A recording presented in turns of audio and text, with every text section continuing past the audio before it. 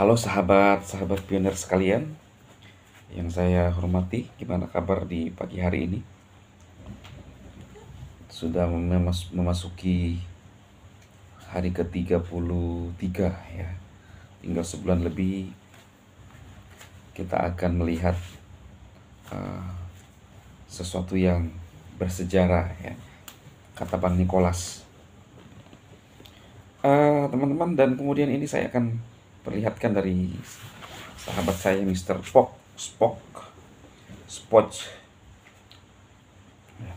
Ini perbincangan Bang Nicholas nih ya. Lalu diterjemahkan karena mereka adalah orang-orang luar negeri, maka dia bisa menerjemahkan langsung ya. Ini percakapan.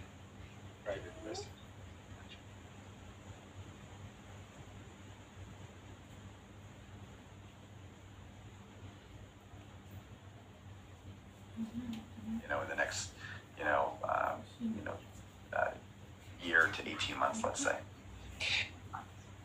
Well, the goal is to have a very useful, widely accessible cryptocurrency that can allow a lot of people to be able to take advantage of the new utilities of blockchain.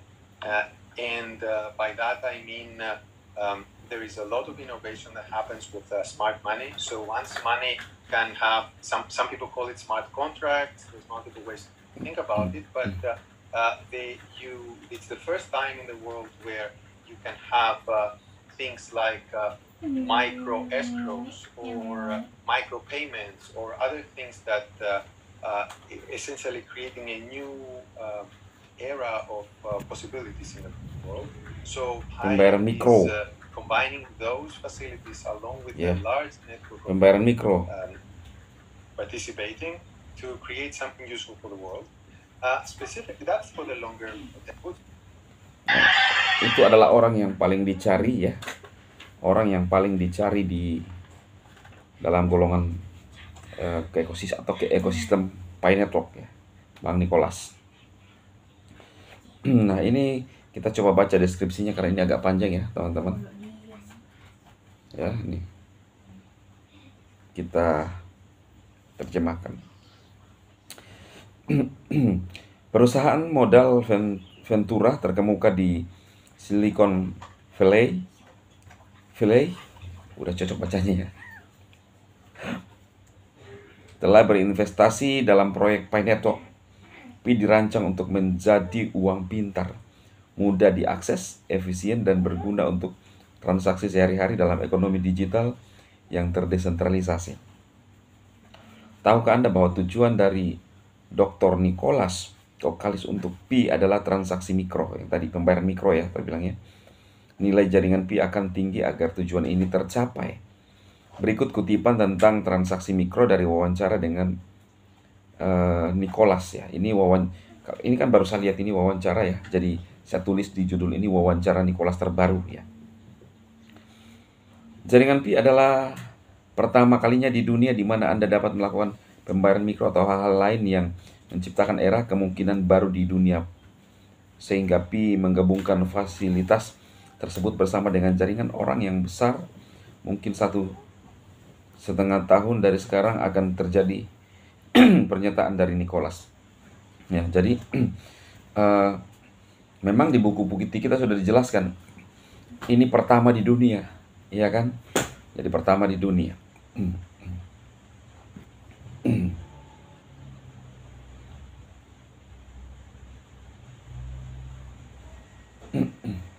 Transaksi mikro adalah masa depan Pi Network, membuka kemungkinan yang belum pernah ada sebelumnya dengan menggabungkan transaksi mikro dengan basis pengguna yang besar dan terlibat.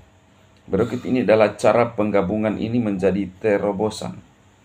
Pembayaran berbiaya rendah. Pi memungkinkan transaksi mikro yang lancar dan terjangkau, sesuatu yang sulit dicapai oleh sistem pembayaran tradisional karena biaya yang tinggi. Ekonomi inklusif, bahkan pembayaran terkecil seperti tip, langganan, atau kepemilikan fraksional menjadi layak memberdayakan masyarakat di wilayah kurang terlayani.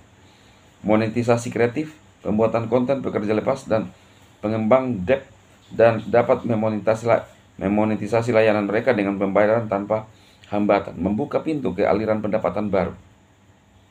Dengan jutaan pengguna terverifikasi, Pinetwork menyediakan landasan uji coba dunia nyata untuk aplikasi Web 3 dalam skala besar. Semakin besar jaringan, semakin besar pula nilai yang diberikannya bagi pengguna dan pengembang, yang mendorong partisipasi dan inovasi. Ekonomi berbasis komunitas Pi menciptakan pasar global, tempat barang, jasa, dan ide dapat mengalir bebas. Pi Core Team Nicholas Kokalis Cendeovan. Luar biasa ya teman-teman. Seperti yang disampaikan ya di buku putih ya. Di buku putih kita jelas-jelas Nicholas memberikan perbandingan untuk siapa, untuk PayPal ya. PayPal itu buatan siapa sih? Kalau tidak salah buatan Bang Elon ya, kalau tidak salah. Siapa CEO PayPal? Saya juga ada nggak teman-teman tahu PayPal ya?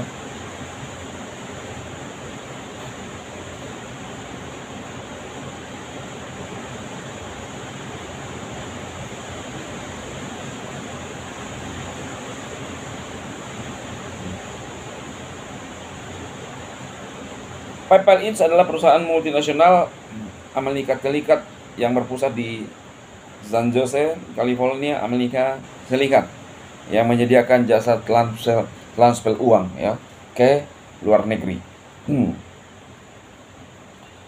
Teman-teman pernah menggunakan jasa PayPal? Sekjen beberapa bulan yang lalu dikirimin dari Sweetcoin. Iya. Bagi orang yang sering mengatakan lu tahu apa, lu pernah nggak dapat bayaran dari kripto Sweetcoin? Lu pernah nggak? Jadi kalau lu bilang saya nggak tahu, kasihan lu ya, lu nggak tahu. Artinya lu yang tidak tahu bahwa koin itu ada yang ditambang. Nah, ini koin yang saya temukan di 2 tahun yang lalu, kan tidak salah 2 tahun yang lalu. Setelah Pinetwork ya. Saat itu di Indonesia tidak ada yang bahas, hanya sekjen yang bahas. Saya punya koin, nih lihat. Lu punya nggak ya? Saya punya 9 koin. Ini 9 koin, ini sudah nggak aktif nambang nih. Ya. Dan saya dikirimin saat itu kurang lebih 500.000 ya. Lewat apa? Lewat PayPal. Ya, jadi yang suka protes-protes saya, lu punya akun PayPal nggak? Ya, lu tahu nggak semua ya? Memang saya nggak semua saya nggak tahu ya teman-teman. Tapi kan minimal saya ada bukti sedikit bahwa saya memang bisa menjelaskan, khususnya Pinetwork, iya kan? Dari dulu saya sudah yakin. Setelah ada Pay Browser ya beberapa saat lamanya. Tapi kan sekarang terbukti ya, Indodax, Pintu, ya kan? Ya mungkin mereka punya tim-tim gitu loh ya, akademi mereka itu sudah membahas ya. Ya, apa yang saya sudah bahas jauh sebelumnya. Iya kan? Jadi kalau lu masih cawe-cawe omon-omon di situ, berarti lu yang nggak tahu tentang kripto, karena semua ada perkembangan zaman. Buktinya saya dapat uang cuan dari Sweetcoin. Saya dapat cuan dari FCC. FCC itu berapa kali saya cairkan. Ya. Jadi dia pakai sistem swap, teman-teman. Cuma sudah semakin sulit caranya, udah saya tinggalkan ya. Semakin sulit caranya. Ya. Nah, jadi dan kadang-kadang mereka berbayar dulu, sudah mulai berbayar ya. Nah, itu kan perlu dipertanyakan. Sebuah layanan yang bermanfaat bagi masyarakat itu adalah layanan yang tidak perlu kita berbayar. Itulah yang dipikirkan oleh Bang Nicholas, berbeda dengan yang dipikirkan oleh Bang Nicholas. Bang Nicholas itu memikirkan biaya transaksi, ya, biaya gas fee-nya, itu yang dipikirkan. Lalu Nicholas ngomong di buku putih, begitu banyak kita menggunakan misalnya PayPal, kemudian tidak pernah memberikan reward kepada penggunanya, atau seperti sistem mang, ya kan? Kita pakai biaya administrasi kita, biaya transfer kita, bayangkan teman-teman ya, lintas mang saja Itu 7.000 loh ya. 7.000. Bayangkan kalau dalam 1 bulan berapa kali Anda mentransfer. Kita coba hitung-hitung dulu ya. Inilah yang ingin dimasmi oleh Bang Nicholas ya. Nimasmi. Nimamat Hamis ya. 7.000 misalnya kali 20 transaksi 140.000, itu biaya transaksi doang 140.000. Kalau 20 kali kita bertransaksi di dalam lintas Mang ya, 140.000 kali 12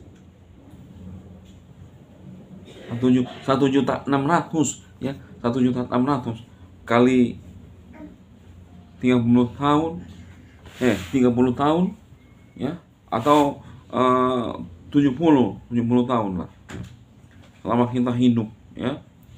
117 juta lumayan lah itu 117 juta ya. Jadi 20 kali kita melakukan transfer ya, kalau kita orang aktif di pengguna jasa Mang ya, 20 kali dalam 1 bulan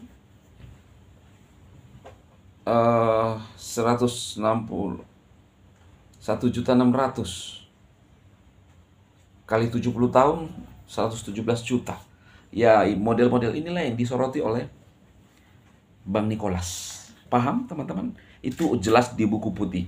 Dan juga tadi yang saya bacakan bagi teman-teman dari sahabat saya Mr. Pok, Bang Mr. Pok ya. Bang Mr. Spock ya.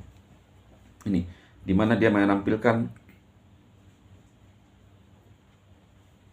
udah saya baca nggak ini? Oh iya, dia menampilkan percakapan Bang Nicholas ya. Wawancara ya.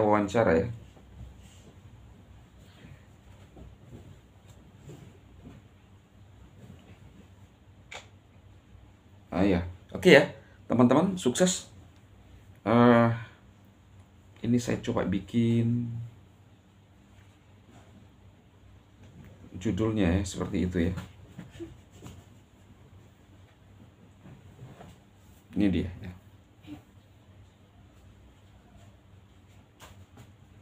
Ini ya.